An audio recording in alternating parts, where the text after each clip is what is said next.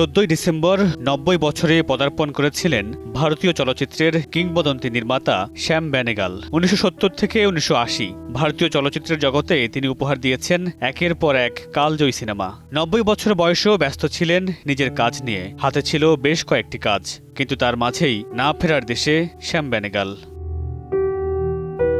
বরেণ্য এই নির্মাতার মৃত্যুতে শোক স্তব্ধ বলিউড ও বাংলা সিনেমা ইন্ডাস্ট্রি। শোক প্রকাশ করেছেন বলিউড থেকে শুরু করে কলকাতা এবং বাংলাদেশের অনেক শিল্পী ও নির্মাতা। প্রয়াত এই নির্মাতার একাধিক সিনেমার ভক্ত কলকাতার অভিনেত্রী ঋতুপর্ণা সেনগুপ্ত। তিনি বলেছেন, তার প্রতিটি ছবি তার মতোই উদার, যেখানে মানুষের গল্প বলা হয়েছে, যেখানে স্বাধীন যাপনের স্বপ্ন দেখানো হয়েছে। অভিনেত্রী আরও বলেন, রঞ্জন ঘোষের আহারে ছবিতে আমার বিপরীতে আরিফিন শুভকে দেখেছিলেন শ্যামজি। সেখান থেকেই তার মুজিব ছবির জন্য শুভকে বেছে নেন। শেষ ছবিতেও স্বকীয়তা বজায় রেখেছিলেন তিনি।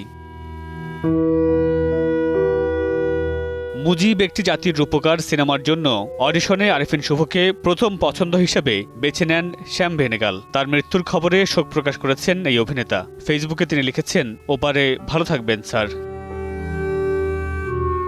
অন্যদিকে কলকাতার গায়ক নচিকেতা চক্রবর্তী বলেন, পিতৃস্থানীয় মানুষ ছিলেন বেনেগাল।